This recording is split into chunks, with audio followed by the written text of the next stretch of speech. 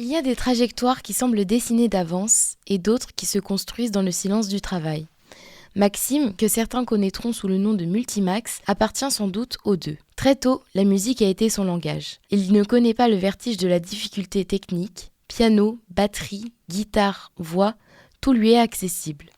Professeur de musique, il s'est installé à l'île de la Réunion où 2 albums ont commencé à prendre forme. 2 disques à venir, entièrement réalisés par lui-même. Dans un monde où les musiciens sont souvent réduits à des extraits de playlists, il nous semblait important de prendre le temps d'écouter une parole. Bonjour Maxime, merci d'être avec nous. Bonjour Mani. Maxime, tu es avec nous parce que tu t'apprêtes à sortir 2 albums. Est-ce que tu peux nous en parler un petit peu ? Oui, donc comme tu l'as dit, j'ai écrit ces albums à l'île de la Réunion. Je suis parti travailler 6 mois là-bas. Je suis rentré avec en vue de les enregistrer. Et dès que je suis rentré, j'ai commencé à contacter des studios et j'ai enregistré donc avec Louis Moratti. C'est qui Louis Moratti ? C'est la personne qui gère le studio de Celebration Days Records. Donc j'ai été accueilli pendant 1 semaine là-bas. Jour et nuit, on pouvait enregistrer. C'était surtout la nuit. J'ai commencé par enregistrer les batteries sur des playbacks que j'avais fait avec Guitar Pro pour avoir les structures en tête. Ensuite, je posais les basses, les claviers, les guitares. Et je suis retourné 2-3 jours pour faire les voix et faire des re-re, comme on dit. Parce que tout n'était pas bon dès les premières prises. Et ensuite, j'ai contacté Pierrick Noël qui va se charger du mastering. Et là, l'album est en cours de mix. Et qu'est-ce que c'est le mastering ? C'est pour donner un peu plus de pêche au son et puis équilibrer aussi lorsque les personnes vont l'écouter sur leur chaîne hi-fi. S'il y en a qui en ont toujours, le son sera au même niveau à peu près que les autres albums qu'ils ont. Oui, c'est ça. En fait, tu joues de tous les instruments. Chaque intervention musicale, c'est toi qui le fais. Comment on s'y prend concrètement pour... En fait, j'ai écrit ces morceaux-là avec une guitare acoustique ou un piano. Et quand je les ai enregistrés sur mon portable pour m'en rappeler après, j'avais déjà en tête une batterie ou des interventions d'autres guitares et tout ça. Et ça a été très facile d'écrire les arrangements. En fait, j'ai eu 1 mois pour écrire les arrangements des 16 titres. Donc ça faisait peu de temps étant donné que je travaillais aussi à côté. Je ne fais pas que ma musique. Et j'ai contacté mon ami Romain Greff, qui est clavier dans les No Terror and the Bang, et je lui ai dit que donc je faisais cet album et j'aurais aimé avoir son oreille, puis des idées aussi pour arranger au moins 5 titres. Donc ça a été très facile. J'avais déjà écrit des petites parties d'arrangement sur mon Guitar Pro, je lui ai donné, et puis lui il a aussi rebondi et puis proposé des choses et il a sublimé mes morceaux. Et donc voilà, le premier album, les enregistrements sont terminés, c'est en mixage et on travaille toujours tous les deux sur des arrangements pour le 2e album. Donc avec lui, je peux poser des cordes. J'ai fait un peu de violon sur le premier album, mais il y a des parties un peu ambitieuses, donc je peux pas tout faire. Les violoncelles et tout ça, je peux pas. Et lui, il a le logiciel qu'il faut, il s'y connaît, il a un César de musique de film, donc il gère très bien tout ça. Les styles aussi que je propose dans le 2e album, il y a un peu de musique progressive, du métal, qui joue dans les No Terror, ça colle avec lui. Donc voilà. Tu parlais de violoncelle, quels autres instruments interviennent dans tes albums ? Donc j'ai joué de l'harmonica, du violon, batterie, basse, guitare, piano, et je chante. Je fais les chœurs aussi. Les filles. Donc là, c'est enregistré. Est-ce que pour la suite, tu es à la recherche d'un label, d'une maison de disques ? Oui, ce serait super. Mais comme je pars de zéro, on va dire, parce que j'ai joué dans d'autres projets. Là, ce projet Multimax, c'est autre chose. C'est plus pop. Enfin, il y a un peu de tous les styles aussi, c'est ça. Il y a du mat rock aux influences de la Réunion. Il y a une musique qui fait un peu musique de film. Instrumental. Il y a un morceau où il y a que des cordes, la voix et du piano. Il y a du rock and roll quand même un peu, du disco. Enfin bref, j'explore. Voilà, et d'autres parties où c'est fait avec Romain Greff. Mais sinon, voilà, je suis tout seul sur le disque. Ouais, c'est ça. Multimax, c'est ta ligne artistique. En fait, tu fais tout. Oui. Et le nom, il m'a été donné par les BTP. Les brailleurs de tubes populaires, c'est Eddie qui avait trouvé ça. Comme je remplaçais un peu chacun quand il y avait des absents, voilà, le Multimax. Pourquoi sortir des albums alors où la musique en streaming fait la loi? Parce que j'enseigne depuis déjà 15 ans et j'ai envie de donner aussi un sens au fait que je fasse de la musique. Parce que en ce moment, il y a beaucoup de groupes de cover. Enfin, j'ai participé pas mal à des trucs comme ça et ça m'intéresse plus. J'ai envie de faire ma musique et être un artiste plutôt que juste un musicien interprète. Et j'ai des choses à dire. Je pensais pas que j'allais être capable d'écrire des textes et puis ça s'est fait tout seul. C'est aussi pour me surprendre et puis me dire que je suis capable de le faire. Et voilà, j'adore Dave Grohl et Prince. C'est les grandes influences et ils ont fait des albums en solo aussi où ils jouent tout. Ça m'a toujours fait un peu rêver et je me suis dit ouais, je pourrais peut-être le faire. Ce sont tes modèles? Ouais, pour la batterie, Dave Grohl. Et Prince, c'est un tout, Prince. Après, j'ai beaucoup d'influence, ça va se ressentir sur le disque. Oui, c'est ça, il y a plein de mélanges de genres, il n'y a pas vraiment d'étiquette à ton album, enfin tes albums. Non, mais on peut dire que c'est de la pop. Et le deuxième album, il est plus brut. Enfin, il y a du métal, il y a du gros riff de guitare. Moi, je dis du gros riff, c'est mes auditeurs qui vont le dire, hein.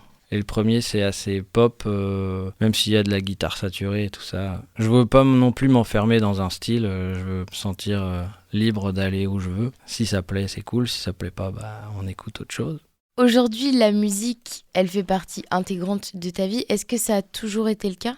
Oui, dans la famille, il y avait un musicien. Quand on allait faire des soirées, il y avait toujours ce pianiste qui se posait, qui ambiançait tout le monde, donc ça m'avait captivé. Puis j'ai pris tout de suite des cours de clavier. J'étais pas très assidu, j'étais avec un copain de classe, donc on faisait plutôt les imbéciles que de jouer, mais c'était cool. Et puis l'adolescence, la guitare électrique, et après ça m'a pu lâcher. Parce que oui, entre-temps, j'avais fait une pause avec le clavier.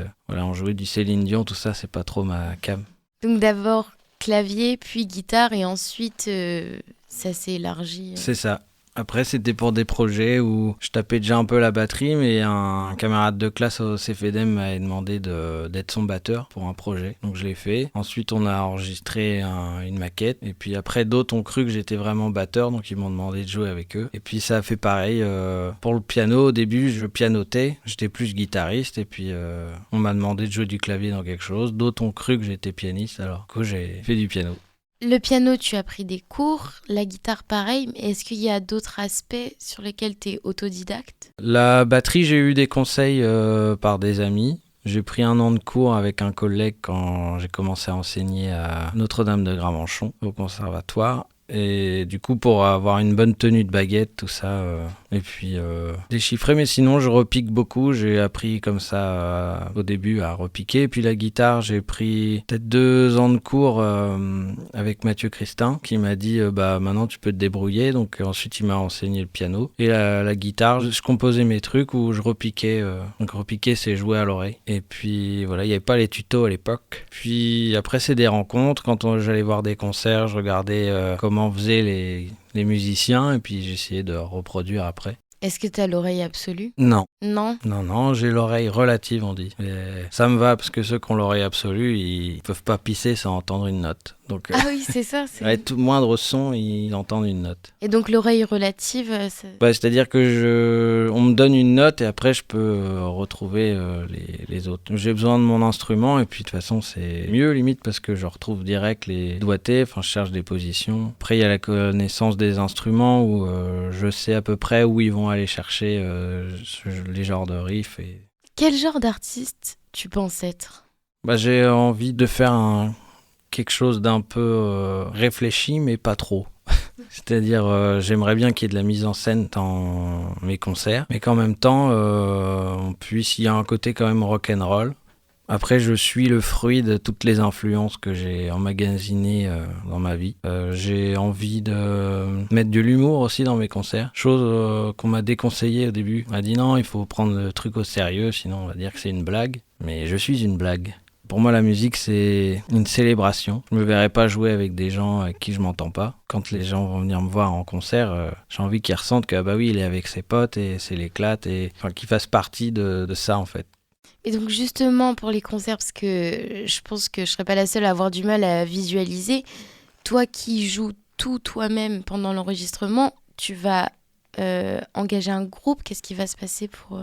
Au début, je vais jouer avec les copains qui veulent bien, parce que je peux pas payer de musiciens pour faire des répètes déjà et tout ça, et puis leur promettre des concerts payés vu que ça démarre. J'aimerais bien qu'il y ait des filles dans le groupe, parce que on voit souvent des projets de gars. Enfin, il y a des groupes de filles, hein, il y en a plein et c'est cool, mais ou des yels ou des fluides, enfin tout ça, hein, je m'en fiche. Mais là, je vais faire une première date à Lillebonne au mois de novembre. Avec mes collègues. C'était le deal, donc Kosen Aglo m'a demandé de faire un concert de présentation, comme je viens d'intégrer l'équipe, et la condition c'était que je joue avec mes collègues. Et comme mes collègues sont mes potes, et ça C'est tout bon. Voilà, c'est tout bon. Tout à l'heure, tu parlais de La Réunion et je crois que tu as mentionné le fait que ça t'avait influencé. Est-ce que tu peux en dire un petit peu plus? C'était l'environnement, les gens? Alors, je suis pas resté très longtemps, 6 mois seulement, mais là-bas j'avais du temps. Je travaillais que 20 heures la semaine. Oh, la feignasse. Et du coup, j'avais du temps pour jouer. Je connaissais pas grand monde au début, donc j'étais avec ma guitare et je me baladais. Et puis, ouais, j'avais des choses à dire. Je pouvais prendre du recul sur plein de choses. Et puis oui, l'environnement était cool, hein. J'étais dans une coloc avec piscine et tout. J'ai changé de colocation et après il y avait un gars qui se mettait à la musique, donc il s'est mis au piano, à la guitare et à la batterie. Il a acheté une batterie parce que je lui avais dit que je pouvais pas en jouer et que ça me frustrait. C'est pas grave, je vais m'y mettre. Super cool, Milo. Et puis j'ai rencontré des artistes aussi là-bas. Prune, que vous pouvez retrouver avec Mon Petit Loup. Elle a 16 ans maintenant. C'est une super chanteuse, compositrice. Donc c'était mon élève. Et quand je suis arrivé, un ami et collègue m'a dit « Oh, tu verras, Prune, elle assure, elle a quelque chose et tout ça. » Et effectivement...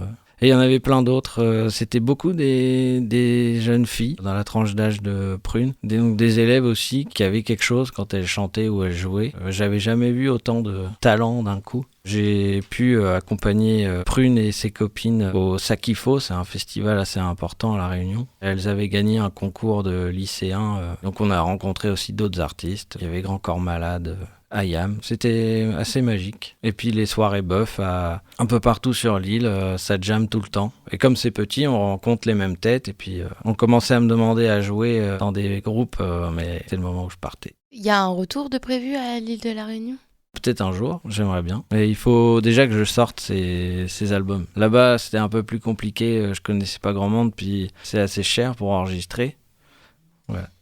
On l'a dit, tu es aussi professeur de musique. Est-ce que l'activité d'enseignement, elle a influencé ta façon de composer? Oui, quand je donne des cours, j'enseigne pas seulement à jouer un morceau, j'essaye que mes élèves en retiennent quelque chose, donc il y a de l'analyse, comment sont construits les morceaux et tout ça, pour qu'ils puissent en retenir quelque chose dans leur jeu. Comme ça fait des années que je fais ça, après, dans certains styles, on voit quelles sont les spécificités, et bien oui, la batterie, elle sonne comme ça, et basse batterie, elles se suivent, comme j'ai pas mal repiqué, fait des partitions pour les élèves, et puis surtout, mes élèves me font découvrir des styles que j'irais pas chercher. Il y a des fois des petites pépites. Mais je commençais un peu à m'essouffler au niveau de mon travail, me dire j'enseigne et tout, mais moi je suis pas un véritable artiste, quoi. Et là, le fait de faire ces albums, j'ai l'impression que je commence à donner des cours. Ça me redonne un nouveau souffle. Je retrouve ma jeunesse.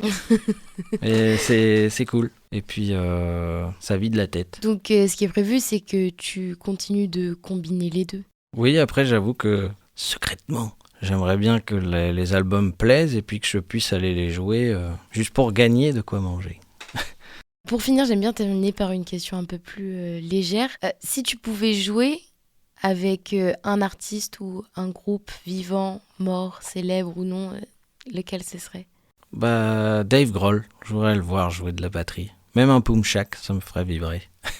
Merci Maxime pour cet échange. Merci d'avoir partagé avec nous cette cartographie musicale intérieure. On va suivre de près l'évolution de tes projets. Est-ce qu'il y a des plateformes sur lesquelles on peut suivre l'évolution? Oui, j'ai un Instagram, The Multimax, et pareil, Facebook, avec un logo noir sur fond rose. Et s'il y a des labels qui nous écoutent, sachez qu'il y a ici une main-d'œuvre d'orfèvre. Bonne continuation. Toi aussi.